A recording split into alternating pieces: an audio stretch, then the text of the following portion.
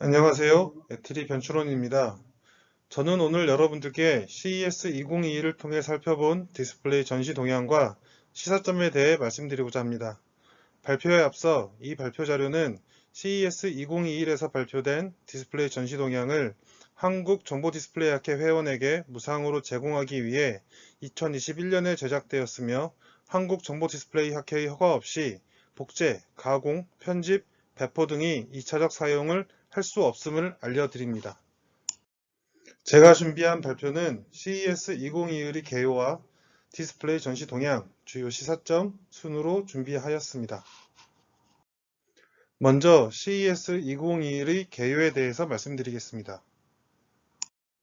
1967년부터 개최됐던 CES는 올해 처음으로 100% 디지털 쇼로 진행되었습니다. 코비드-19과 첫 온라인 개최 영향으로 전년 대비 43%의 기업만 참여하여 규모가 많이 축소되었습니다. 주요 참가국 현황을 보면 중국이 전년 대비 약 20%의 기업만 참여했고 한국은 전년도와 비슷한 수준의 기업이 참여했습니다. 규모는 많이 축소되었지만 세계 최고의 소비 가전 및 전자기기 전시회답게 올해도 다양한 신기술들이 전시되었습니다. CES 주관사인 CTA에서는 매년 CES의 핵심 키워드들을 선정하여 발표하고 있습니다. 지금 보여드리고 있는 최근의 CES 주요 이슈들은 CTA에서 발표한 주요 키워드들을 참고하여 애트리에서 선정한 주요 이슈입니다. 2016년에서 2019년까지는 IoT, 인공지능, AR, VR, 드론, 디스플레이 등 주요 기술들이 이슈로 선정되었습니다. 그러나 2020년 이후부터는 기술의 경계를 넘어서 다양한 기술의 융합을 통해 제공 가능한 서비스들이 주요 이슈로 선정되고 있음을 알 수 있습니다. 특히 올해에는 다양한 기술의 융합이 가속화되고 있음을 확인할 수 있었습니다. 기술 관점에서 올해 CES의 가장 핵심적인 키워드는 디지털 트랜스포메이션의 가속화라고 할 수 있습니다. 마이크로소프트 CEO 사티아 난델라는 기조 연설을 통해 2달 만에 2년치 디지털 트랜스포메이션을 이루어냈다라고 평가하기도 했습니다. 인공지능, 클라우드, IoT, 5G 등 기술의 융복합을 통해 디지털 헬스케어, 스마트홈, 모빌리티, 게임, 로봇 등의 분야에서 혁신적인 제품 또는 솔루션들을 제공하는 기술들이 다양하게 전시되었습니다.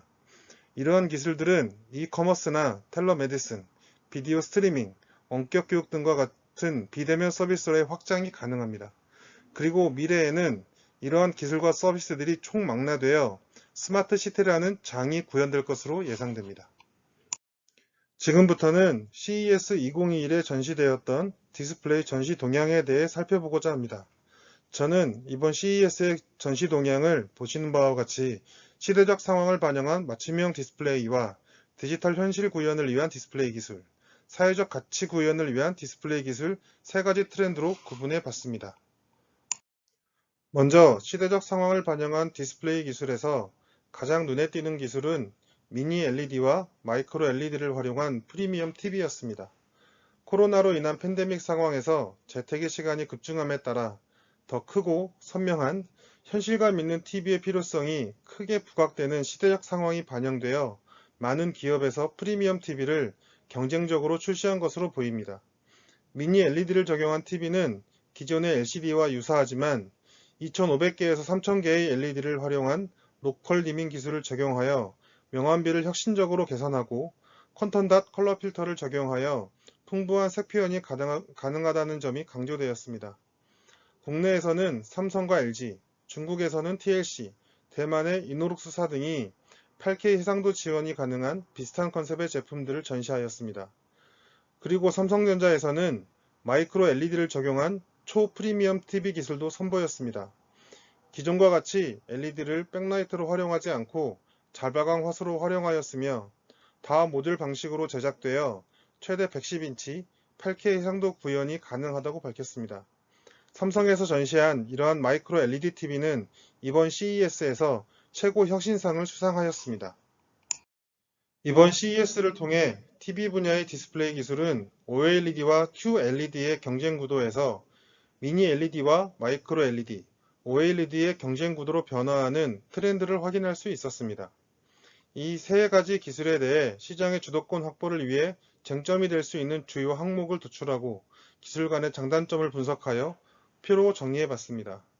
이러한 분석을 토대로 향후 몇 년간 디스플레이 업계에서는 미니 LED를 활용한 디밍존 제어 기술, 마이크로 LED 제품의 양산성 개선과 가격 경쟁력 확보, OLED 제품의 휘도 및 수명 향상을 위한 기술이 경쟁적으로 개발될 것으로 예상됩니다.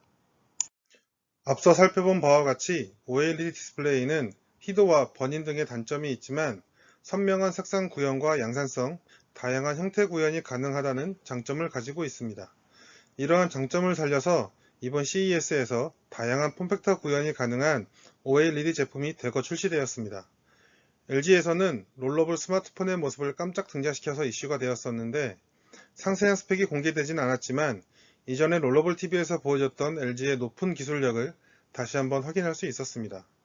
삼성에서는 최초로 LTPO-AM OLED를 적용한 갤럭시 노트 20와 폴더블 폰인 갤럭시 Z 플립을 출시하여 각각 최고 혁신상을 수상하였습니다. 중국의 TCL도 CSOT와 협력하여 롤러블 스마트폰에 대한 개발 컨셉을 공개했습니다. 실제 기기를 들고 시연하는 것은 아니었지만 콘셉트 형태의 17인치 프린팅 OLED 모델을 전시하여 중대형 롤러블 디스플레이에 대한 기대감을 갖게 했습니다. 이러한 롤러블 디스플레이는 기존의 폴더블 디스플레이에 비해 얇고 가벼워서 다양한 분야에 활용될 수 있을 것으로 예상됩니다.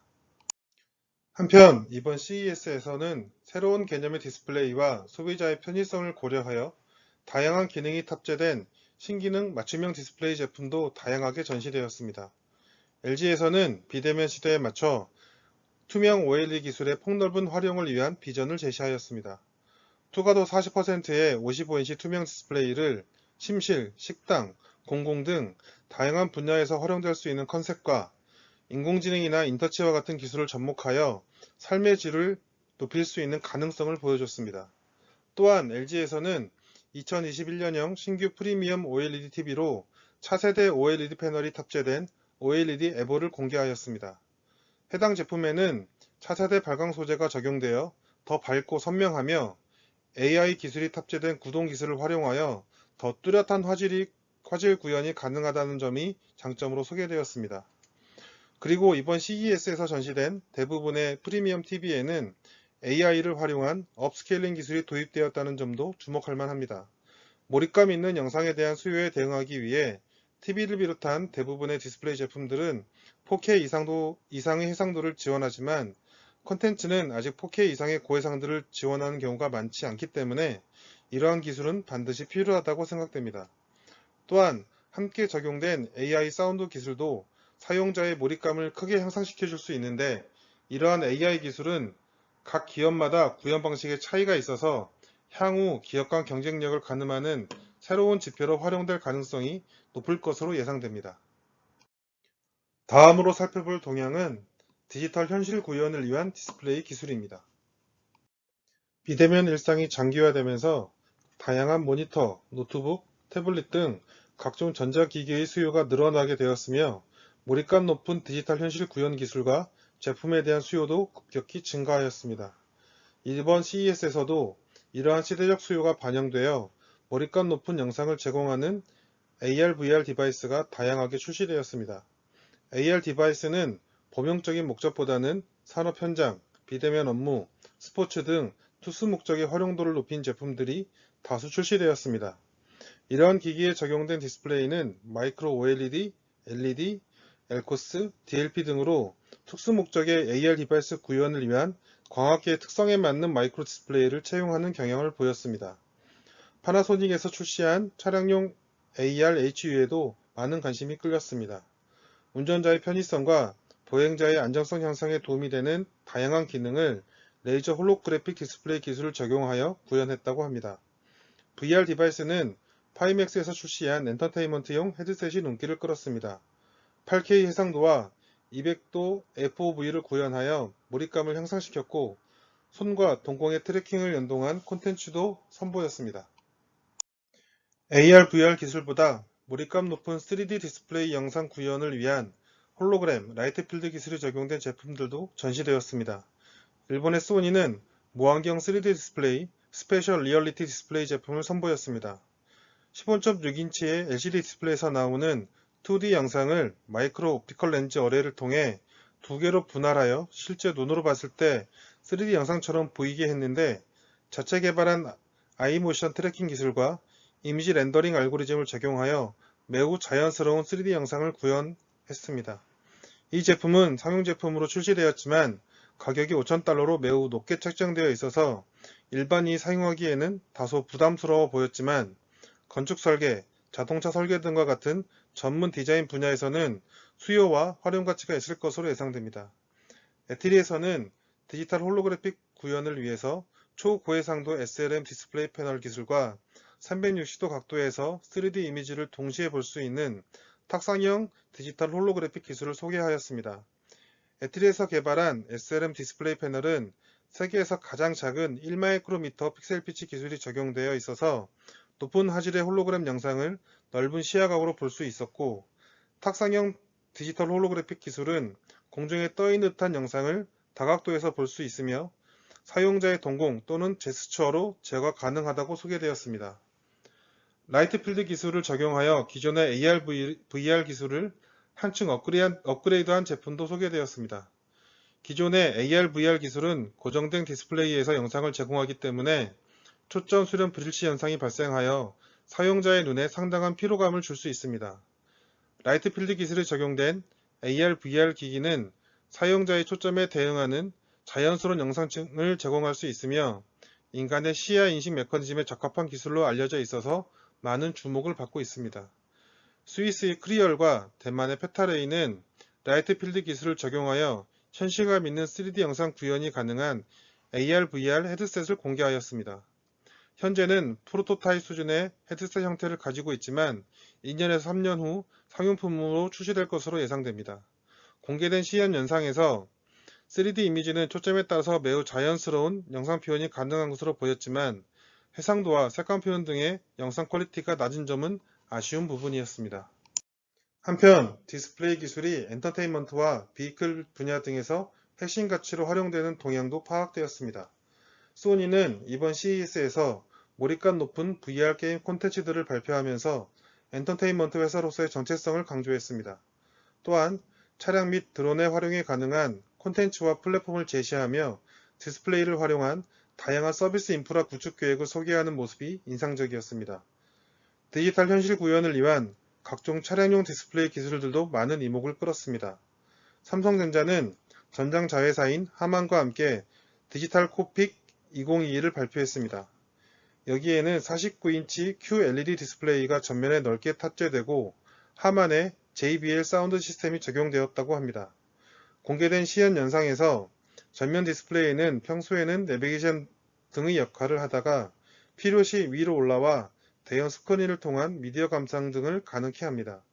그리고 이를 이용한 미디어 모드와 게이밍 모드 등을 지원하고 뒷좌석의 중앙 부분에도 스크린을 설치하여 자동차 내에서 업무 및 화상회의를 할 수 있다고 합니다. 메르세데스 벤츠도 대시보드 전면에 디스플레이 설치한 MBUX 하이퍼 스크린을 발표했습니다. 이는 메르세데스 벤츠의 대형 럭셔리 전기 세단인 EQS에 탑재될 예정으로 LG 디스플레이에 OLED 패널이 사용될 것으로 알려졌습니다. OLED 기반의 디스플레이들이 각각 운전석, 센터패시와 조수석 전면에 설치된 모습을 보이며 이를 통해 자동차의 안전, 편의 기능 제어 및 인포테인먼트를 제공할 수 있다고 합니다.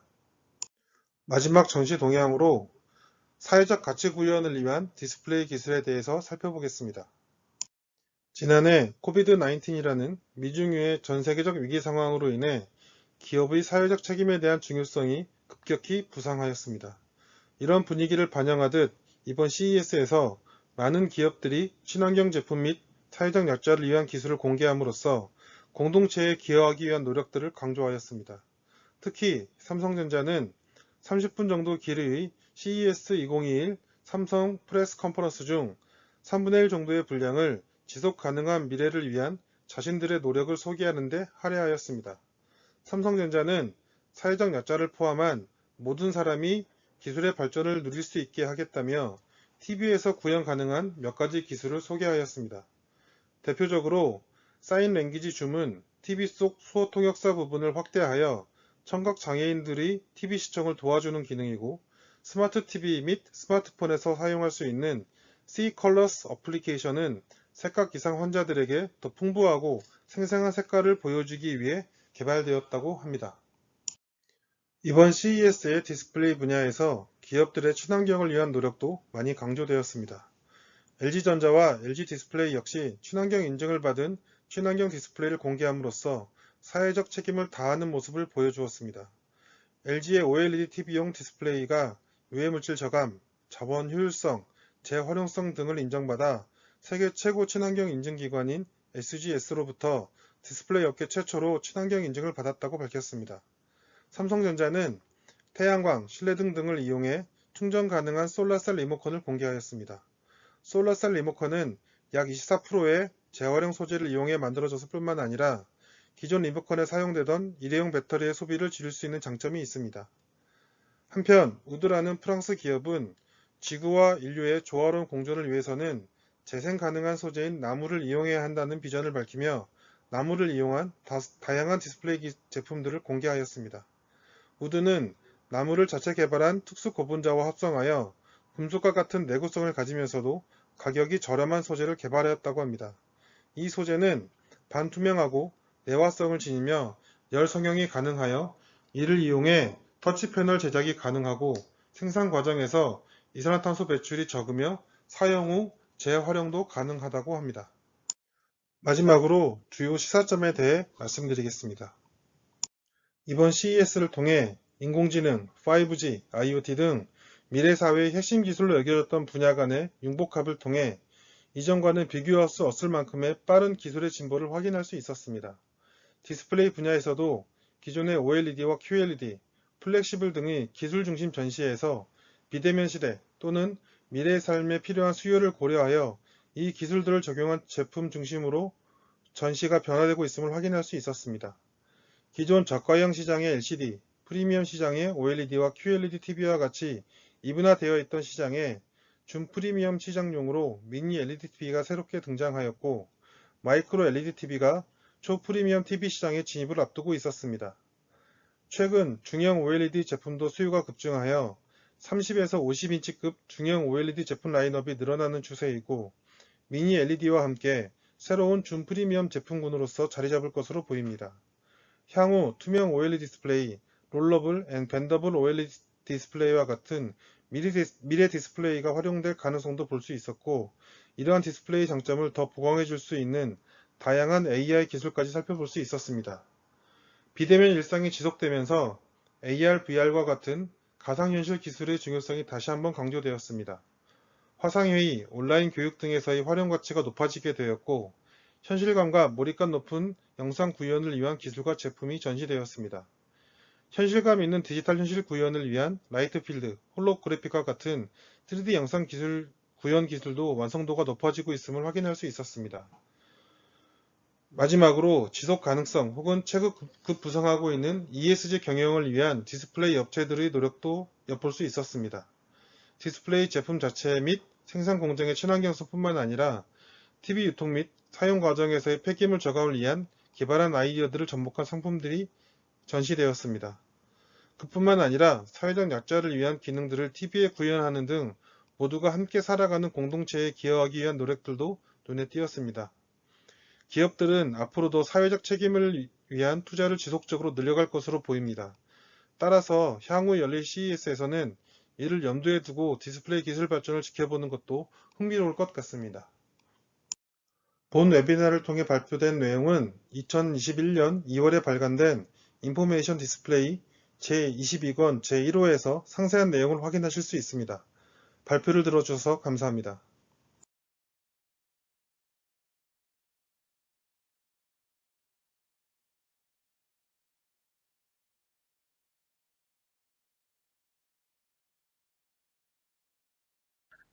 외래의 아동들을 데리고 오신 학부형들께서도 많이 궁금해하시는 부분인데요. 어렸을 때부터 여러 가지 디스플레이에 노출되면 안과 질환이 많아지나요? 이 부분에 대해서는 특별히 안과 질환이 많아지지 않는다라고 말씀드릴 수 있습니다. 물론 어렸을 때도 디스플레이를 많이 보면 건성환이 생길 수는 있습니다. 그렇지만 디스플레이를 많이 봤다고 해서 근시가 더 빨리 진행된다든지 아니면 사시가 된다든지 이런 증거는 없습니다.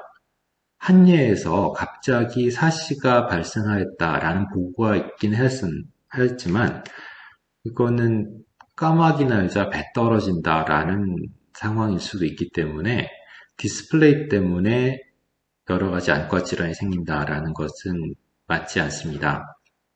오히려 어렸을 때 디스플레이를 많이 보게 되면은 책을 많이 읽는 것보다 확실히 공부는 덜하게 되고 따라서 지능도 떨어질 수 있다라는 것은 학부형들께 말씀드립니다. 눈에 영향이 없는 혹은 적은 컬러 영상을 오래 볼 수 있는 디스플레이를 만들려면 어떻게 해야 될까요? 라는 질문이 있었습니다.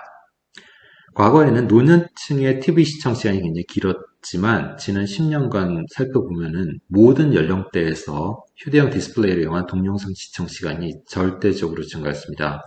음식점 같은 데 가보셔도 애들이 가만히 있도록 하기 위해서 유튜브 동영상을 틀어주고 있는 부모님들 많이 보셨을 겁니다. 그런데 과거에 비해서 안과를 방문한 사람이 크게 증가하지는 않았습니다. 그리고 다양한 안과 질환별 유병률도 크게 변하지는 않았습니다. 근시가 혹시 더 빨리 생기지 않을까요? 아니면은 뭐 나이 들어서도 근시가 더 생기지 않을까요? 노안이 더 빨리 생기지 않을까요? 라고 여러 가지 걱정을 하시는 경우도 있는데 근시가 지난 30, 40년 동안 빨리 증가했던 이유는 평균 신장이 굉장히 커졌고요. 그리고 실내 활동이 또 많아졌습니다. 야외 활동보다요. 그래서 이 두 가지가 근시 유병률 증가에 영향을 준 것이 아닌가 생각을 하고 있는데 또 이를 뒷받침하는 증거로는 최근 한 10년 사이에는 더 이상 근시 환자 비율이, 전 국민 근시 환자 비율이 증가하는 추세가 아니고 일정의 정체가 되어 있습니다. 마찬가지로 전 국민 평균 키도 이제 더 이상 커지진 않고 있죠. 그래서 근시나 아니면은 원시, 안시 이런 것들이 디스플레이의 장시간 시청에 의해서 영향을 받지 않는다라는 것을 보여주고 있습니다. 나이 든 분들이 텔레비전을 많이 보면은 혹시나 뭐 연령 관련 황반 변성이 늘어나진 않나 라고 생각하실 수 있는데 연령 관련 황반 변성 환자가 분명히 증가했습니다. 그런데 이게 연령대별 발생률은 과거 비슷하거든요. 즉 이거는 연령 관련 황반 변성 환자가 증가하는 거는 평균 수명이 증가했기 때문에 증가한 거지 디스플레이를 더 많이 봐서 증가하는 건 아닙니다. 디스플레이를 많이 봤을 때 눈이 피곤한 이유는 이 색깊이나 해상도가 많아지면은 당연히 눈에 들어오는 정보량이 많아져서 눈의 피로가 빨리 올 뿐이고요. 이게 눈에 해롭지는 않습니다. 그래서 눈이 피곤하면 사용자가 뭐 알아서 시청 시간을 줄일 거고요. 그런데 동영상이 재미있으면 그만 보라고 해도 계속 볼 겁니다. 그래서 오래 볼 수 있는 디스플레이 개발을 따로 고민하실 필요는 없을 것 같습니다. 디스플레이에서 해상도라고 하는 것은 보통 60픽셀, 그러니까 1도 시야각 안에 60픽셀이 있을 때 가장 적합한 해상도라고들 얘기를 하는데요. 1도 시야각이다 보니까 디스플레이 크기, 그리고 디스플레이를 시청하는 거리에 따라서 달라지기 때문에 점점 화면이 커짐에 따라서 대면적화됨에 따라서 그리고 시청 거리는 그전과 다르지 않기 때문에 해상도가 점점 높아져야 하는 그래야지 화질이 유지가 되는 경향을 보이고 있습니다. 화질 측면에서. 그리고 아무래도 영상 자체를 이제 저해상도로 찍어서 이제 고해상도인 디스플레이를 봐야 되기 때문에 업스케일링의 과정을 거치는데요. 업스케일링 할 때 문제점 같은 경우는 이렇게 픽셀의 방향대로 뭐 그라데이션이 있다던가 개조가 있다던가 아니면은 엣지 부분이 잘 맞아 떨어지면은 문제가 없을 텐데 업스케일링을 하다 보면 엣지 사선형으로 돼 있는 뭐 엣지라던가 아니면 그라데이션들에서 아티팩트가 보일 수가 있습니다. 그래서 화질을 저해하는 요인이 되지 않나 싶어요. 그리고 해상도라고 하는 거가 어디까지 올라가야 되느냐라고 한다고 하면 사실 우리가 보는 세상은 해상도가 없는 세상이기 때문에 디스플레이에서도 최대한 해상도가 없어 보이게 적당한 것이 아니라 없어 보이게 하는 것이 화질을 현실과 가장 가깝게 만드는 방법이라고 볼 수 있습니다. 이번 LGD CES 2021에서는 비대면 생활 환경으로의 급격한 변화에 따라서 더욱 다양해진 디스플레이 활용심을 보여드리는 컨셉으로 제품을 기획을 하였습니다. 그중 가장 주목도가 높았던 게 투명인데요. 투명 OLED는 기본적으로 높은 투과율을 자랑을 합니다. 투과율이 약 40% 정도이고요. 별도의 백라이트가 필요 없기 때문에 스스로 빛을 내는 자발광 디스플레이로서 좀 더 선명한 화질을 구현할 수도 있습니다. 이러한 투명 OLED의 폼팩터 기반의 특장점을 활용하여서 가구, 인테리어, 건축 등 다양한 이중 산업과의 협력을 기대하고 있습니다. 첫 번째 소개해드릴 제품은 가구용 침대와 투명 OLED가 결합된 스마트 베드 OLED 제품이 되겠습니다.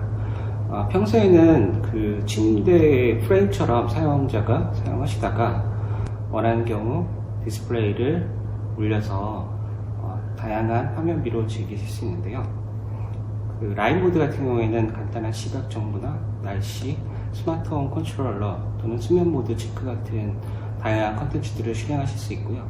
그리고 풀 모드인 경우에는 TV, 영화, 게임과 같은 컨텐츠를 편안한 자세로 즐기실 수 있습니다. 필요에 따라서는 이 제품을 따로 분리를 해서 이동할 수도 있기 때문에 유저가 원하는 공간에서 자유롭게 활용할 수 있는 그러한 이점이 있을 수 있겠습니다. 두 번째 소개해드릴 제품은 레스토랑에서 비대면 환경에 최적화된 투명 OLED 제품이 되겠습니다. 앞서 설명드린 바와 같이 투명 OLED 자체가 투과율이 높기 때문에 손님과 셰프 간의 공간을 좀 더 자연스럽게 이어질 수 있습니다. 또 선명한 화질로 인해서 정보를 효과적으로 전달하는데도 차별화된 디스플레이가 될 수 있을 것 같습니다. OLED 자체가 블루라이트가 상당히 적기 때문에 기다리시는 동안에도 눈의 피로함 없이 콘텐츠를 자연스럽게 보실 수 있을 것 같습니다. 아마도 이러한 그 비대면 시대에서는 이런 투명 OLED가 가장 차별화되고 최적화된 디스플레이가 아닐까 생각하고 있습니다. AR, VR은 종합적인 산업입니다. 예를 들어서 헤드 마운트 디스플레이 또는 리어 아이 디스플레이에 들어가는 것이 이 디스플레이 패널만이 아니고 그 광학 시스템이 다 설계가 돼야 되고요. 뭐 렌즈도 들어가고 또는 이미지 컴바이너가 들어가고 합니다. 뿐만 아니라 이러한 그 머리에 쓰는 장치를 쓰고 VR, AR을 제공하기 위해서는 센서가 있어야 되고요. 그것이 이제 몸의 움직임, 머리 움직임을 감지해야 되고 또 한편으로는 아이 트래킹을 하기도 합니다.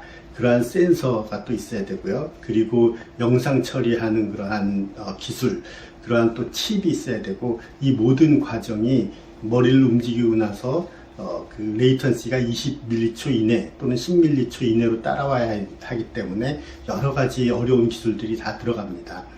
그래서 이것이 디스플레이 패널 기술이나 과학 기술만이 아니기 때문에 이것이 다 함께 그 발전을 해야 성공하는 그러한 장치가 되겠습니다.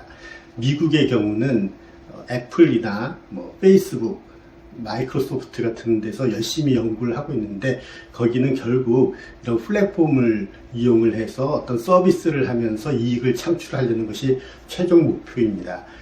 그래서 그러한 최종 목표를 위해서 이러한 하드웨어도 스스로 연구 개발을 하고 있습니다. 엄청난 그 인력이 투입되고 있습니다.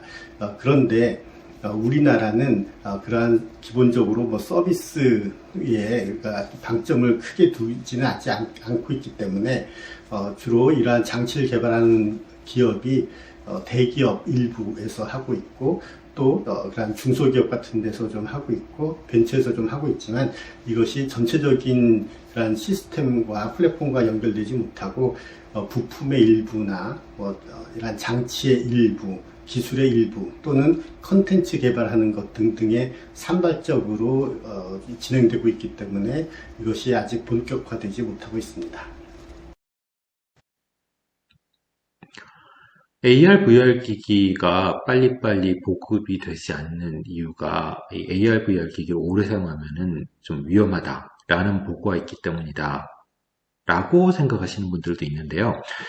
실제로 AR이나 VR 기기를 오래 사용하는 거는 그냥 일반적인 디스플레이 오래 사용하는 거랑 같다고 저희들은 생각하고 있습니다. 그래서 안과적으로는 이 AR, VR 기기가 위험하지 않습니다.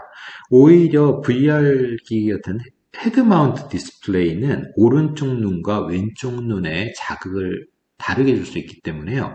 기존의 가림 치료라고 해서 눈이 한쪽이 좀 덜 보이는 약시 어린이의 경우에는 잘 보이는 쪽을 살짝 가려줘서 잘 못 보는 쪽을 자꾸자꾸 쓰게 해서 마치 약한 팔을 조금 더 운동을 많이 시켜가지고 양쪽 팔의 힘을 비슷하게 맞추는 것처럼 시력이 좀 안 좋은 쪽 눈을 더 많이 쓰게 해서 안 좋은 눈을 좋게 만드는 그런 가림 치료라는 것들을 하고 있는데 이 약시 가림 치료 대신에 헤드 마운트 디스플레이 기반의 VR 기기를 사용을 해서 시력이 좋은 쪽 눈에는 조금 정보량을 덜 주고요. 시력이 나쁜 쪽 눈을 훨씬 더 고해상도 그리고 색깔도 더 화려하게 줘서 시력이 안 좋은 쪽 눈을 더 많이 쓰게 하는 방법으로 약시 치료에 사용하기도 합니다. 그래서 이 AR, VR 기기가 안과적으로는 위험하지 않습니다. 그런데 이 VR 기기 같은 경우는 헤드 마운트 디스플레이로 시각을 완전히 이 VR 기기에 의존하게 만드니까 이 시각과 우리 몸의 평형 감각 혹은 가속 감각이 일치하지 않는 상황이 생깁니다. 그래서 이것 때문에 VR 멀미가 생기는 건 다들 아실 거고요. 그리고 AR 같은 경우는 우리가 뭔가를 보려는 주시점, 그 부분만 초점이 맞고 나머지는 초점이 안 맞아서 우리 눈에 들어오는 정보량을 줄이는 굉장히 좋은 메커니즘이 있는데 이 메커니즘을 따르지 않는 거죠. 그래서 주시점 외의 부분에서도 초점 흐림이 일어나지 않고 계속해서 정보를 주기 때문에 눈이 굉장히 빨리 피곤합니다. 그래서 이 AR 기기에서도 딱 주시점 이외의 부분은 좀 덜 보이게 한다든지 이런 방법을 쓴다면은 눈이 덜 피곤할 텐데 이런 방법을 구현하는 게 참 어렵죠. 그래서 AR, VR 기기를 오래 사용했을 때 위험한지에 대한 거는 안과적으로는 전혀 위험하지 않습니다. 그렇지만 이 시각과 평형 감각의 불일치로 인한 멀미 그리고 그냥 눈이 피곤한 거 이것들 때문에 AR, VR 기기의 보급이 좀 더딘 것이 아닌가라고 생각을 합니다. 자동차 운전에서 헤드업 디스플레이 같은 AR 환경의 위험성과 이의 해결 방법에 대한 질문이 있었습니다. 저는 이 헤드업 디스플레이를 설명할 때 항상 항공기 조정과 자동차 운전을 비교를 하는데요. 항공기 조정을 생각을 해보시면은 날아가는 동안 주시점 거리가 무한대죠. 저 멀리 땅바닥을 봐도 그렇고 하늘을 봐도 그렇고 너무나 멉니다. 그래서 헤드업 디스플레이 위에 표시되는 정보 말고는 이 주시점 맞출 게 없습니다. 그리고 이착륙할 때는 헤드업 디스플레이에 나타나는 그 정보보다 전반적인 계기들의 모든 상황을 보는 계기 조정에 집중을 하죠. 그에 반해서 자동차 같은 경우는 이 속도에 따라서 주시점 거리가 계속 변합니다. 천천히 달릴 때는 좀 가까운 데를 보고요. 빨리 달 때는 저 멀리를 보죠. 그래서 헤드업 디스플레이의 초점거리가 일정하게 고정이 돼 있으면은 이 자동차 속도 변하는 거에 따라서 주시점 거리가 변하는 거랑 충돌이 생길 수밖에 없습니다. 게다가 빨리 달리든 천천히 달리든 수시로 돌발 상황이 발생하는데요. 이 돌발 상황 거리도 항상 예측 불가능하죠.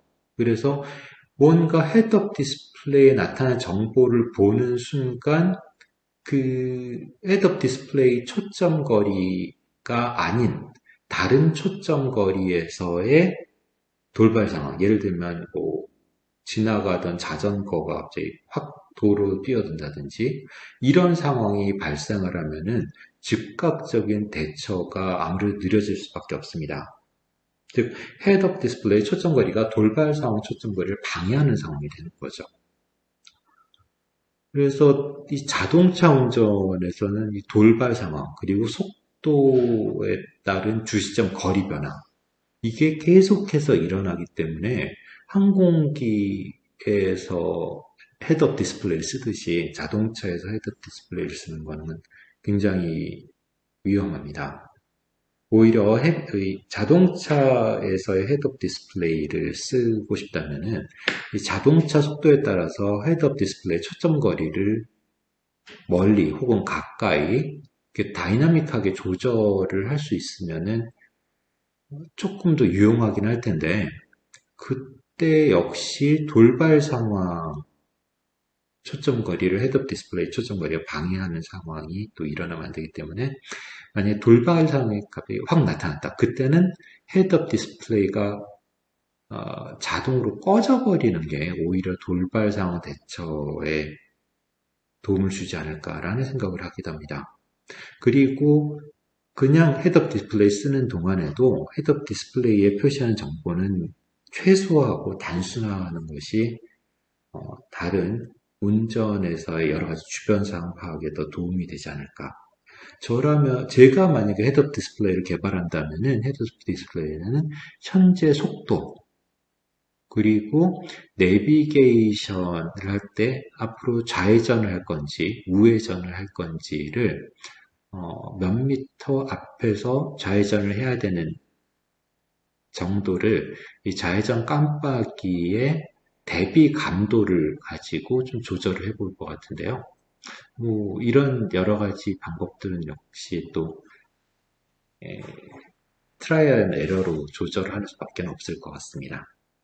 차량용 디스플레이는 TV나 IT 제품과 달리 세 가지 특징과 트렌드를 고려해서 발전 진화하고 있습니다. 우선 고려해야 될 부분은 TV나 IT 제품과 달리 오토용 디스플레이는 운전이라는 특수한 사용 환경에서 사용되고 있습니다.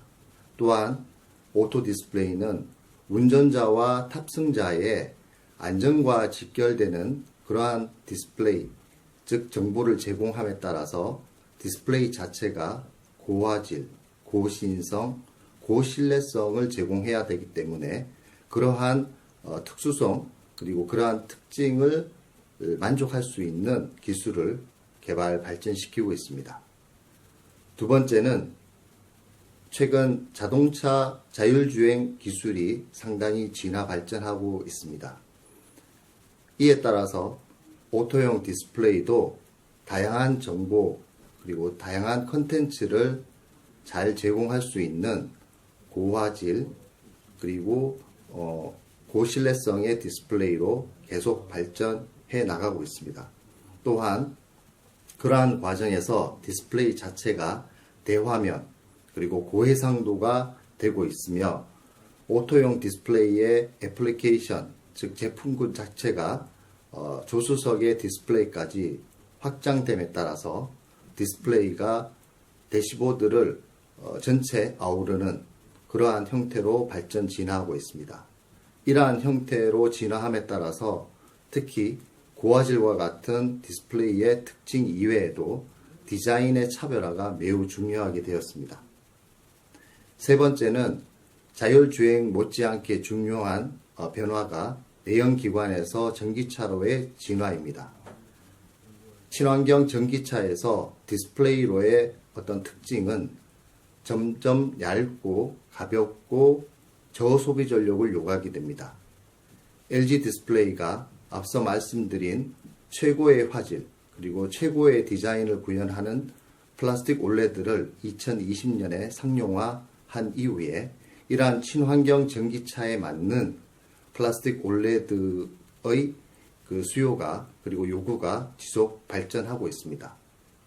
차세대 디스플레이의 오토 디스플레이의 컨셉으로는 필요할 때마다 디스플레이를 꺼내 쓸 수 있는 온디맨드 디스플레이 컨셉이 요구되어지고 있고 이러한 디스플레이 컨셉을 구현하기 위해서 슬라이딩, 롤러블과 같은 핵심적인 기술이 요구되어지며 LG 디스플레이는 이러한 핵심적인 기술을 개발, 발전시키고 있습니다. 코로나19 여파로 실내 활동이 증가함에 따라서 친환경 제품과 실내 공기질에 대한 관심이 높아지고 있습니다. 이런 가운데 자사는 스위스 소재 글로벌 인증기관인 XGS로부터 올레드 TV 패널이 친환경 제품임을 인증받았습니다. 이번 인증은 전반적인 환경 측면을 평가했으며 특히 올레드 TV 패널이 실내 오염물질의 저감, 유해물질의 저감, 재활용률 등 세 가지 항목에 대해 친환경성이 우수하다는 평가를 받았습니다. 올레드 TV 패널은 아토피 등 새집 증후군 유발물질이자 실내 공기오염의 주요 원인으로 알려진 총휘발성 유기화합물이 방출량이 LCD 대비 절반 정도의 수준으로 나타났습니다. 이는 백라이트가 없는 자발광 패널 특성상 총휘발성 유기화합물을 방출하는 플라스틱 부품의 수가 적기 때문인 것으로 분석되었습니다. 또한 올레드 TV 패널은 일부 LCD 제품과는 달리 발암물질인 카드뮴이나 발암 추정 물질인 이나인듐 등 유해물질이 포함된 부품을 전혀 사용하지 않았고 LCD 대비 부품 수를 줄임으로써 자원의 효율성과 재활용률도 우수한 것으로 나타났습니다. 한편 자사에서는 친환경 제품의 개발 및 확대에 주력하고 있습니다. 에코인덱스라는 자체 평가 지수를 도입해서 제품 개발 단계에서부터 재활용 원료의 사용, 소비 전력의 저감, 유해물질의 사용 저감 등에 대한 평가 및 개선 노력을 기울이고 있습니다. 최근에는 올레드 패널 포장재를 기존 대비 약 70% 절감한 바도 있습니다.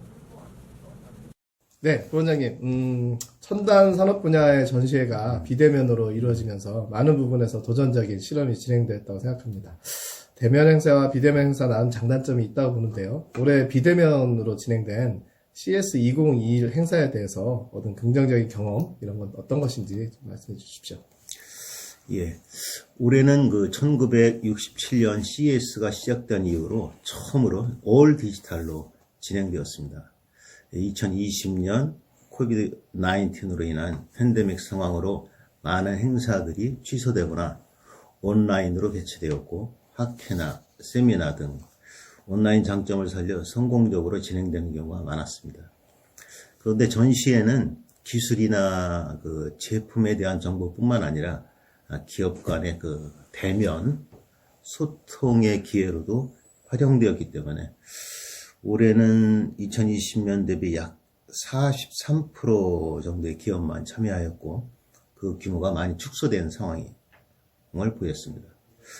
올해 처음으로 시도된 올 디지털 CES는 CT에서 기술 파트너로 마이크로소프트를 선정하면서 마이크로소프트 아주어 또는 팀스, 파워 플랫폼 등의 솔루션을 활용해서 전시관이 운영되었습니다. 대면 행사에 익숙한 CS 참관객들이 처음으로 진행된 온라인으로만 진행되는 행사에 참여하다 보니 많은 시행착오를 겪어야 했지만 필요에 따라서 반복해서 방문해서 정보를 파악할 수 있고 잘 정리된 정보를 지속적으로 제공해서 분야별 동향 파악에 많은 도움이 되었습니다.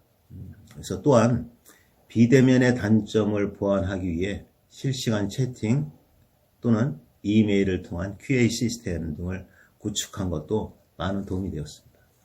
그래서 그러나 기존의 그 대화를 통해서 파악했던 그런 정보들, 예를 들자면 전시 기술에 대한 개발자의 아이디어, 경쟁 기술, 경쟁 기업 간의 그 투자 현황, 또는 기술 개발 로드맵 등의 정보 파악이 질문자와 또 답변자 모두 온라인 행사의 영향으로 어떤 솔직한 소통의 기회는 제한되었다는 점이 좀 아쉬운 점이 있습니다. 그래서 가상과 증강 세계에서 더욱 실감나게 소통할 수 있는 메타버스 기술의 필요성이 더욱 높아지고 있는 것 같습니다. 우리가 이 메타버스는 기존의 AR, VR 기기를 통한 콘텐츠나 스트리밍 또는 게임 등의 서비스 등에서 뿐만 아니라 쇼핑이나 스포츠, 공연, 관람도 가능하고 가상의 공간으로 출근해서 업무 처리 및 협업도 할 수 있는 새로운 개념의 가상 및 증강 세계입니다. 미국, 유럽 등은 이미 시험적인 메타버스 구현에 대한 다양한 시도가 진행되고 있고 이번 CES에서 기조연설을 했던 AMD, 버라이즌, 베스트바이 등의 글로벌 기업들도 많이 주목하고 있는 것도 기술로 확인되었습니다. 우리 애트리에서도 메타버스에 대한 국가 경쟁력 확보를 위해서 관련 대형 사업 등을 부처와 협력하여 함께 준비하고 있습니다. 나아가 향후에는 메타버스에서 공유되고 있는 모든 정보들이 실제와 같은 입체 영상으로 대체될 것으로 예측하여 서비스 플랫폼, 디스플레이, 콘텐츠 저작 등의 원천 기술을 확보하기 위한 사업도 함께 준비하고 있습니다. 시공간을 초월한 소통과 교류는 인류의 오랜 동안에 열망해왔던 삶의 모습이고 이를 가능하게 하기 위해서 다양한 기술들이 융합이 필요한 시점입니다. 당연히 시각 정보를 제공하는 디스플레이 기술도 매우 중요한 역할을 할 것이며 이 분야에서 본 웨비나에 참여하고 계신 디스플레이 전문가님들의 멋진 활약을 기대하겠습니다. 감사합니다.